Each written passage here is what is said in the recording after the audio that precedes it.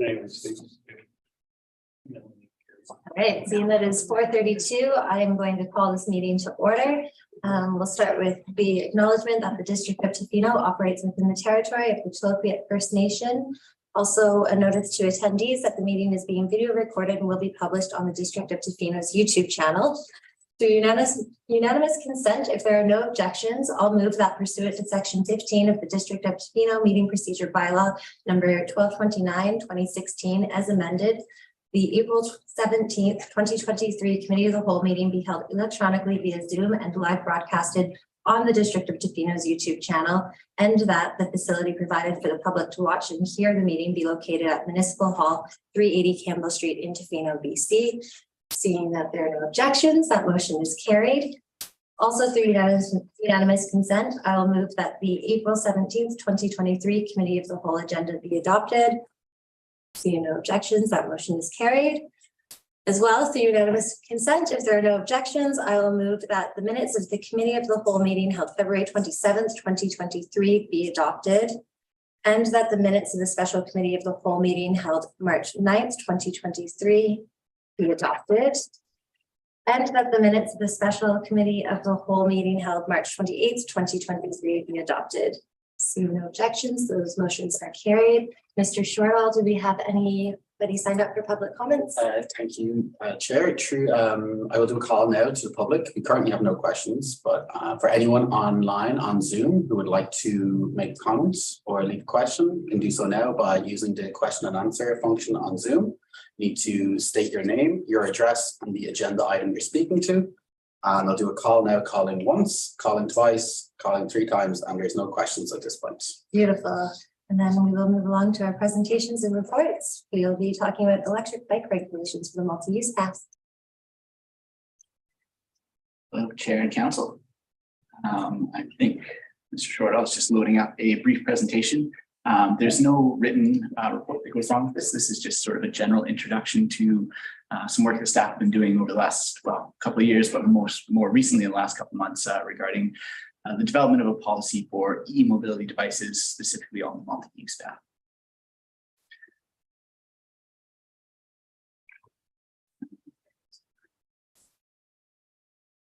All right. By way of a bit of background, we've had some conversations about the regulation of e-bikes and similar devices, kind of collectively called e-mobility devices on multi-use paths since early 2020. However, with the advent of COVID-19, these discussions were kind of put on the back burner up until quite recently. The last few months, staff have been continuing this work, largely in partnership with the Whistler Centre for Sustainability.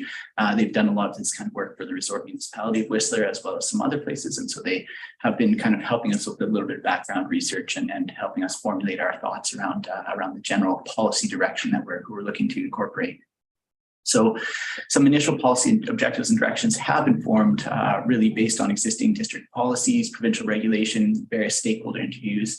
And really at this point, we're looking for some council direction regarding some of the policy kind of objectives and directions that we've drafted so far in order to finalize the policy and then bring it back forward to council for potential final adoption. Right now, the policy is currently restricted to the multi-use path within District of Tofino boundaries. However, this policy could serve as a bit of a framework or a foundation for kind of expanding the geographic area to other parts of the district as well. By way of introduction, I think everybody's quite aware that e-mobility devices have been growing in popularity and use. There's a lot of offerings on the market now, and their use on the multi-use path is increasing. There's some concerns over safety for all users that have been raised in recent years, particularly around motorized devices.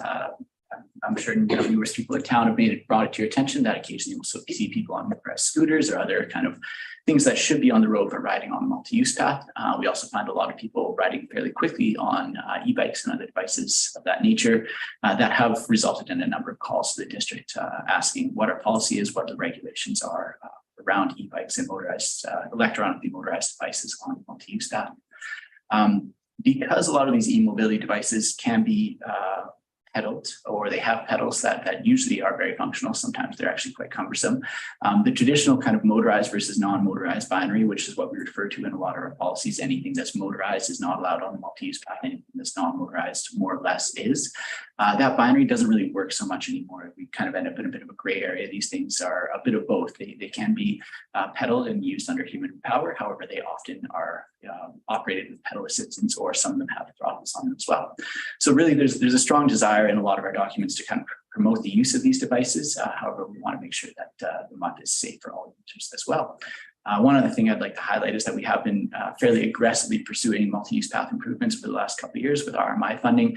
So these multi-use path improvements have widened them up, made it generally much more safer. And at this time, it's also a little bit more appropriate for us to start to consider these regulations and allowing and supporting these kinds of devices within reasons on multi-use path. Usually e-mobility devices, typically what we deal with are various classes of e-bikes. These are different weights, different wattages for the batteries, as well as different speeds. Though electric wheelchairs for scooters for those with mobility challenges are also kind of a present and something that we're aware of that generally falls under the e-mobility category. One other thing that's important to highlight is that the multi-use path is technically under jurisdictions. It's part of it's a Ministry of Transport and Infrastructure right-of-way. So we do have some regulation challenges. Really, our end goal at this point is mostly just to develop this policy and develop some signage and other communications materials. It won't be sort of an active enforcement program at this point in time, though at a later point in time, pending discussions with MOTI, that could be available and may also be necessary depending on how things play out. So to get into the policy, these are some of our proposed policy objectives. This is kind of our draft working material, and we're just looking for feedback from council at this point. The overall objectives, in no particular order, are largely protection of the natural environment, reduction of greenhouse gases. Those kind of fall under the same general objective. We're looking to reduce motor vehicle use, reduce traffic and parking congestion through this policy as well, support all aspects of community well-being. So there's things like physical as well as emotional, spiritual well-being, enable accessibility options for various user groups within the district, support the safety of all MUP users, maintain the character of the community and overall visitor experience, as well as just providing a little bit of clarity and consistency for multi-use path users. And now getting into a little bit more of the meat of the policy, some of the specific directions, just again, by way of introduction, these directions are really based on alignment with provincial legislation, again, because the multi-use path is within a provincial highway right-of-way. It is under their jurisdiction technically, so we want to make sure that we're aligned with all relevant provincial legislation, as well as the draft policy objectives I just mentioned, alignment with existing DOT policies, as well as the various stakeholder input interviews that we conducted both in 2020 as well as in this past year. So what we'd be looking to permit or have some sort of permissions for would be for all people-powered mobility. So these are things like pedestrians, pedal bikes, push scooters, skateboards, a lot of traditional things that we see on the multi-use path, as well as electric bikes. However, these must be considered a motor-assisted cycle according to the Motor Vehicle Act. So these are things that can be activated either by pedal or throttle. They have a max power output of 500 watts, and they have a max speed of 32 kilometers per hour on level ground. I should note that 32 kilometers per hour is kind of restricted to the electric bikes. So if somebody happened to be pedaling really quickly on a people-powered bike, solely person-powered bike, and they happen to be going more than 32 kilometers an hour, that's fine. The 32 kilometers an hour is kind of a standard that's been established by the province, largely due to the power output of the engines as well as the weight of bikes. So I think most bikes have a governor or class 2 motor assisted bike cycles, have a governor that kind of set it to stay within about 32 kilometers per hour. And then we would also be looking to permit e-mobility devices for those mobility challenges, things like electric wheelchairs, electric scooters. We would be looking to prohibit all gas-powered vehicles, any e-devices that are not permitted by MOTI or ICPC, as the case may be. So these are things like electric skateboards or electric scooters, mopeds or scooters, fully electric scooters or fully electric mopeds, kind of devices that generally may have pedals but aren't really functional pedals. One of the ones that is a little bit interesting is electric scooters. Many cities do have electric scooter kind of borrowing programs, and it's not something that we foresee any major issues with. However, in keeping in line with provincial regulations, currently provincial regulations prohibit electric skateboards and scooters on all public rights of way. So that's something that we've kind of followed suit in. However, there are a number of pilot projects for electric scooter borrowing, I believe, in various communities around BC right now. The results of that may change provincial regulations, which may incite us to change our own regulations, our own policy. So again, generally anything not equipped with functioning pedals that exceed the max watts or speed that I noted earlier, or are significantly heavier than permitted mobility devices will likely be prohibited by the policy.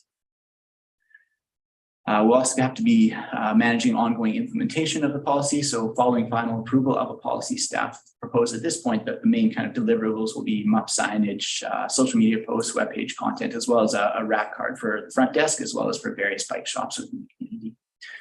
Really the key messages that we're looking to get out include that the multi-use path is a pathway only for permitted devices. Safety is really a top priority. We really want to specify which devices are permitted and which are prohibited, and offer some general safety tips and guidelines for multi-use path use. There would also likely be a monitoring program developed, so things like trail counters, maybe bike shop interviews, community survey, these kinds of things, so that we can revisit the policy perhaps in a year or two to see how we're doing and if anything needs to be adjusted. So the next steps would be to finalize the policy for council adoption, and that would likely appear, depending on the outcome of this particular meeting, one of council's upcoming council meetings. We would also, following that, we would be preparing relevant communications material based on policy, looking to install signage anticipated to be sort of end of May. We'd like to get some signs up there for the summer season. Distribute other communication materials, again, looking towards the end of May, likely.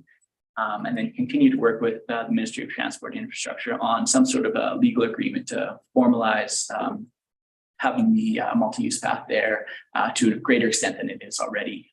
That would really kind of very clearly define our jurisdiction of multi-use path and allow us potentially some enforcement options should we decide to go. So that's the general picture at this point in time. And if there's any questions or other comments, I'm happy to speak to them.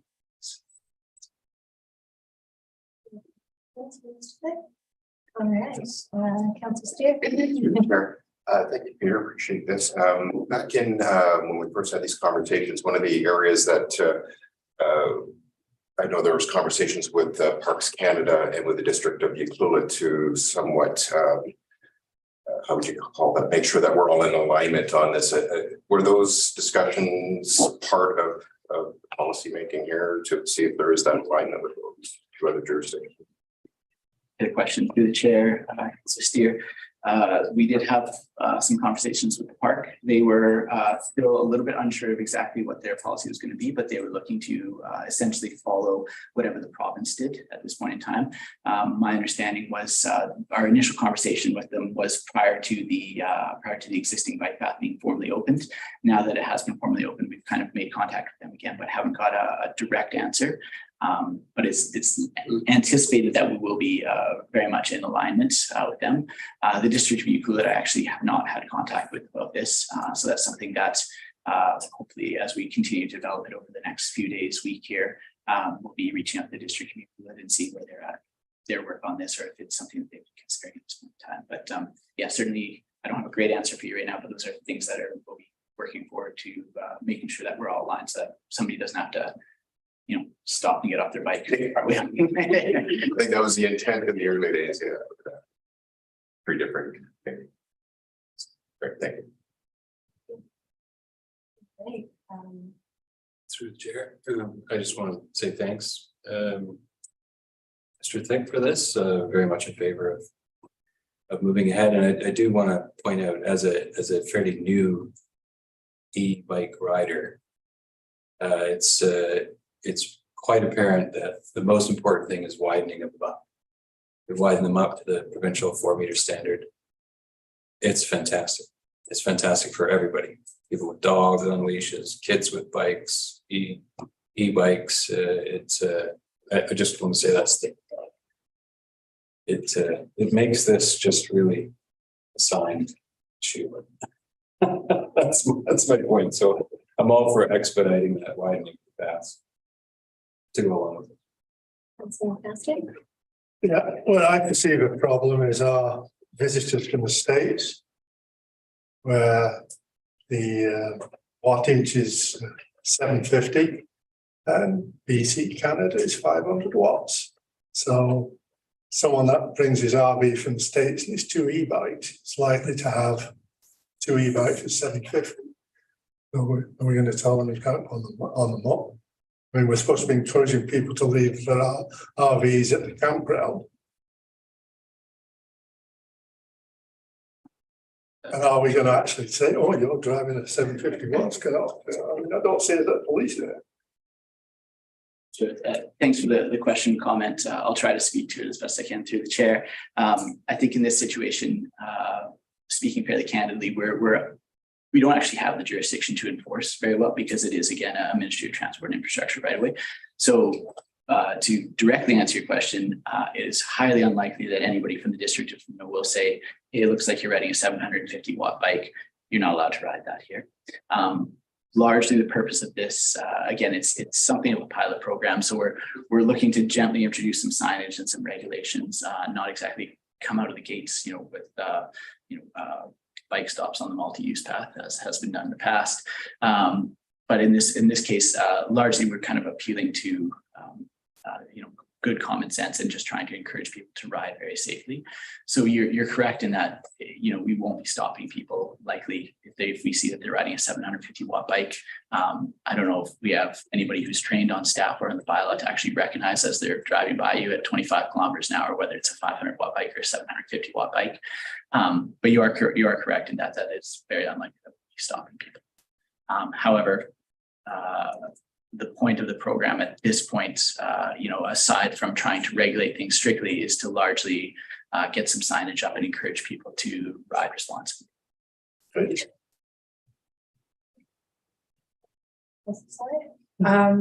the chair, I recognize that with the DOTI responsibility over that, we can't go outside of what their framework of regulations is. I'm just curious that specifically they mentioned motorized scooters and the skateboards, like the little hoverboardy sort of things that I've seen. And generally from the ones I have seen on the map, they are driving or riding more responsibly, say, than some people on motorized bikes or scooters. So, do you see that coming up pretty soon in the future? I just feel like it's something that, personally, as a comment, I don't think we need to enforce, but I understand that with DOTI, that is what their regulations are. So yeah, just, as a guest, do you think that'd be changing fairly soon or not at all? Thanks for the question through the chair. I honestly don't know. I think it'll probably depend on the results of the various pilot projects they have ongoing. I can't really speak to it more than that. Again, we're looking to follow the lead of the province in this, largely because we're kind of within their right of way. And so there's a bit of an issue of jurisdiction there. However, also just because they've actually done considerably more research in the development of their kind of very specific regulations, quote, 32 kilometer and kind of classing out different types of e-bikes and those sorts of things. And so rather than us taking on a project of that magnitude ourselves, we've kind of largely followed what they're hoping to do there. Again, I will repeat that this is kind of a first attempt, and so when we come back with policy change, they can be, but it may also that this policy is introduced and we have it in place for a year or two and decide that certain other things may be permissible or supported. Again, kind of depends a little bit on how this one lands to be candid, and then maybe consider involving various other types of e-mobility devices. I can't anticipate that there's going to be any less in the future, that people are going to be using them any less. And again, with a lot of the conversations that I've been having around council, we've really been trying to focus a lot on active transportation and reducing the need for particularly single car trips into the community. And if there's opportunity to do that with various other devices safely, I think that the district would be very much in support of that. Again, I think there's a bit of, once we kind of work out our issues of jurisdiction with the province over this, maybe that'll become a bit more easy. Right, maybe through the chair, just follow up on that. And I'm thinking particularly of someone that I see that I believe works at the WIC and lives out in Chesterman's area who I see riding a motorized scooter very responsibly into town every day, wearing a helmet, you know, and I'd hate to be dissuading someone from commuting like that. So, yeah, just maybe, hopefully that can change in the future. Great. I appreciate the comments. Thank you. By scooters, we're talking about the sit-down scooters, not the stand-up words that people ride. They're both called scooters. Yeah, thanks for the question and clarification through the chair. When I'm talking about the scooters that we would allow, those would be kind of more like the three-wheel sit-down scooters that often people with mobility challenges need to use to get around.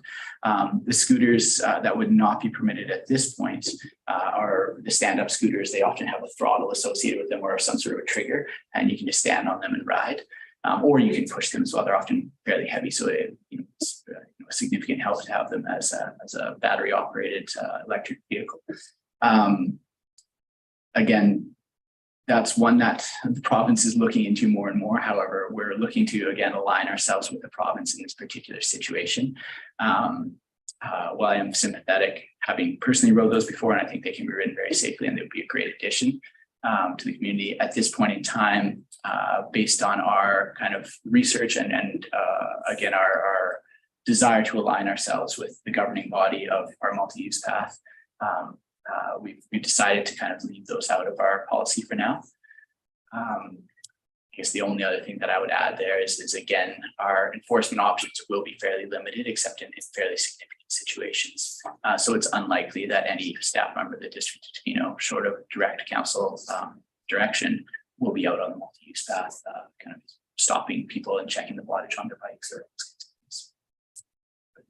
And I guess another one that would be left out is the one-wheeled, I don't know if it's called a skateboard, is that what it's called, a hoverboard? That's correct, yeah.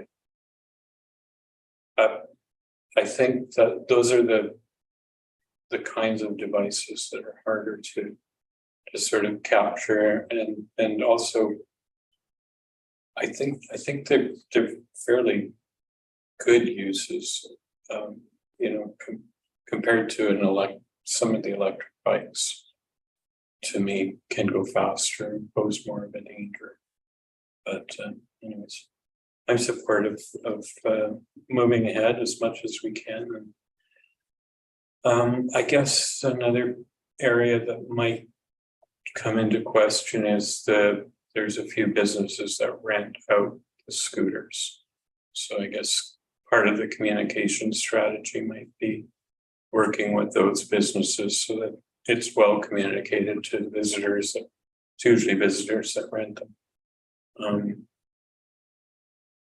Another idea I had, that any announcements or work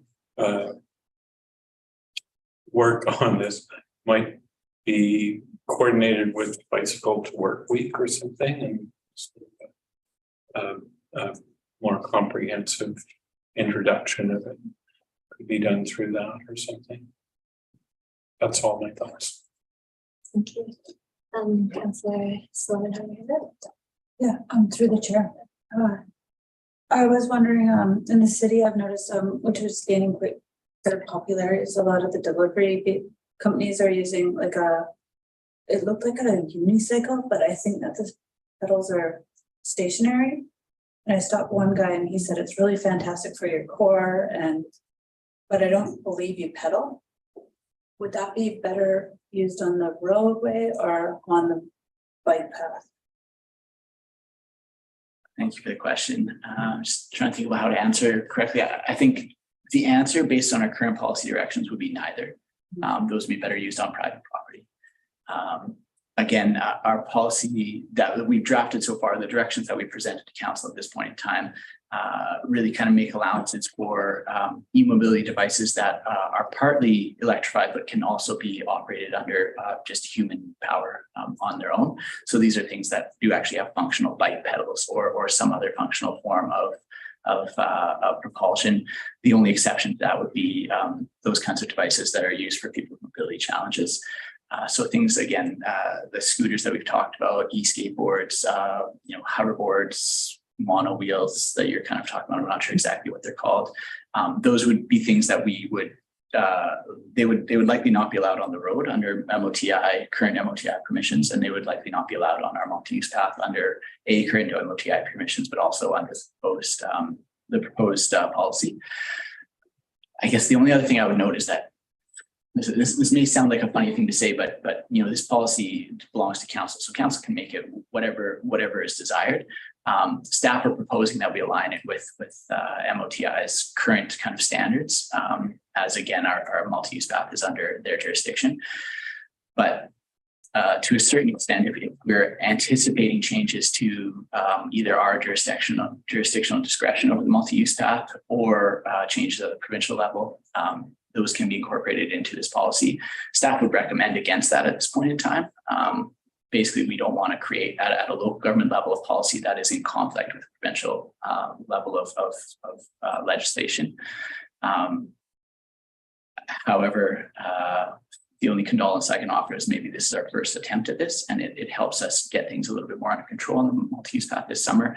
And as we potentially reach further agreements with the Ministry of Transport and Infrastructure over the jurisdictional authority of the multi-use path, we can then kind of hone in a little bit more on exactly what Tofino wants and needs and make some other particular allowances at that point in time. I don't have any anticipated date. It's something that has been ongoing, numerous discussions over the past couple of years. I believe we had a letter of understanding for the district to start taking over some jurisdiction of the multi-use path and have our own ability to set rules and enforce those rules over it. I would say the earliest of those discussions would happen at this point in time would probably be this fall and into the winter. So potentially by the summer of 2024, we may be revisiting this policy and looking to incorporate some of the changes that council has suggested. However, at this time, staff are suggesting that we try to align ourselves, as frustrating as it may be for individual users, align ourselves with the province as much as possible. Yeah, you're losing me. Through the chair. I mean, if this is just an education thing and we're not going to enforce anything, why bother? Just put a few signs up saying slow down. I mean, through the chair, the RCMP can enforce on the multi-use path. They do have In reality, we know they're not going to. but their resources are quite thin. So it would be, occasional blitz if there was a request from the district to have a presence on the multi-use path, and we have seen that before. But generally, we are, as Mr. Vick said, looking to achieve voluntary compliance with within the community. Great. I have a quick question, if I may. How are other people in the province able to use scooters in their communities if we're not allowed to? Sorry, I guess. Through the chair. I did do some research into this in 2020, 2021, when we were first looking at establishing policy, and a number of communities, I want to say North Vancouver, West Vancouver, Kelowna, I'm not sure if Victoria was one of them, were selected for a pilot project to allow just the electric kick scooters. So not the larger sit-down scooters, but the stand-up kick electric throttle activated scooters. And that was in an effort to explore whether this could be added to the number of devices that were permitted under provincial legislation. And at that time, it did look at whether this was an opportunity for Tofino, but we don't see a lot of electric kick scooters here, and the other devices like the one wheels and things like that we do see more of were not being considered under that policy at that time. How long are those pilot programs supposed to run for? Like, when will we hear a conclusion from that should possibly affect everybody? I believe they were two-year programs, but whether that was extended or had COVID-19 in between, and that may have affected those timelines, but that's certainly something staff can follow up on. Thank you. Councillor Sir. My question might be through the chair directed towards April. If we don't really have the jurisdiction to enforce, where does the liability fall if we were to have a very general policy that we approve and then someone falls off their hoverboard? Would the liability lie with the district?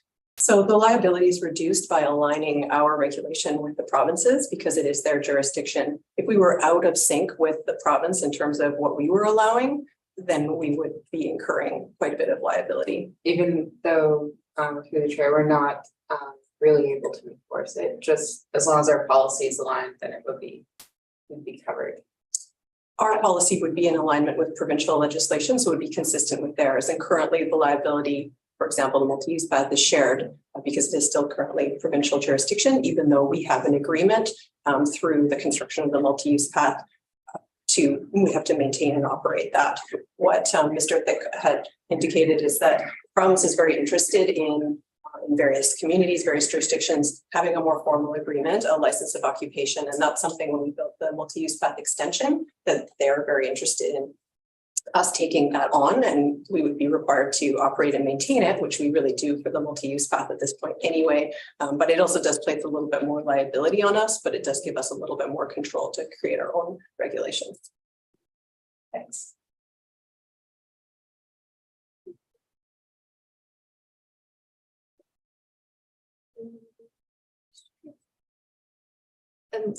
I'm curious as to what signage we are anticipating putting up currently. Like, are we planning just to put up things that are, hey, this is permissible? Are we planning to put up signs that just have like a no symbol, so hoverboards and things? Just I'm just trying to visualize it myself.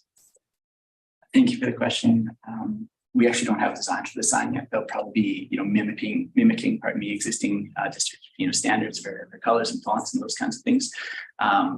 We haven't taken on any of the design work at this point because we don't have the policy yet in place.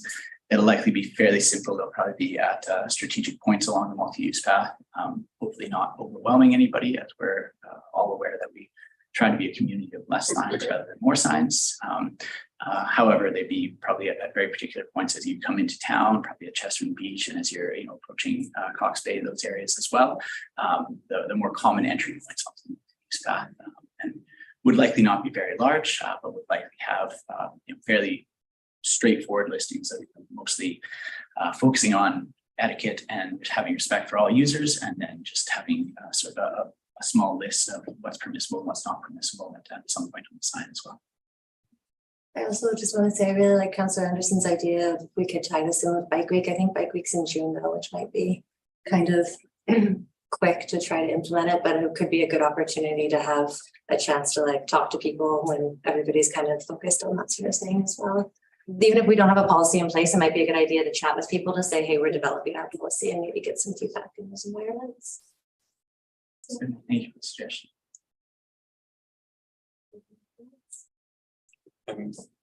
It's kind of surprising that we've had no serious incidents in the summer when it gets really busy and there's a lot of potential for conflict between all the forms of traffic that and where they cross with the multi-use path. But I think that the whole safety should be kind of the emphasis of the communication as well. That's the number one concern, and that it's not about being prohibitive. It's about getting the best use and the most use out of the path, in the most safe situation for everyone. So. Thank you. Mayor, you have a comment? I just have one more comment, just because it's a little bit gray out there, but I'm actually looking at the ICBC's rules for motorized skateboards right now. It's pretty clear. So I would suggest if we're going to put signs up that prohibit motorized skateboards and motorized scooters, that it be very clear that it's not our decision, that it's actually a Ministry of Transportation decision under the Motor Vehicle Act, that people are not allowed to operate these in this area, no matter what we say. Because that's the Motor Vehicle Act. So I just want to make sure that's clear that we're not prohibiting motorized skateboards or e-scooters. They are prohibited, and we can't allow them even if we wanted to, because it's simply not allowed. So just wanted to make sure that's clear. Thanks for the clarification. Yeah. through the chair, no, I imagine that this would be in line with the policies for the bike path in the park. Yeah, thanks for the question. That was something that we have had kind of ongoing discussions with the park starting back in 2020. They hadn't formalized any policies during our last discussions with them. Reaching out to them again just to see if they've, as they now have the bike, their bike path is now formally open. That'll be reaching out to them to see if they have adopted any particular policies. Our last conversations with them indicated that they were very much aligned with us and that they were largely going to be following exactly the kind of the line of letter in the Motor Vehicle Act as much as it's possible.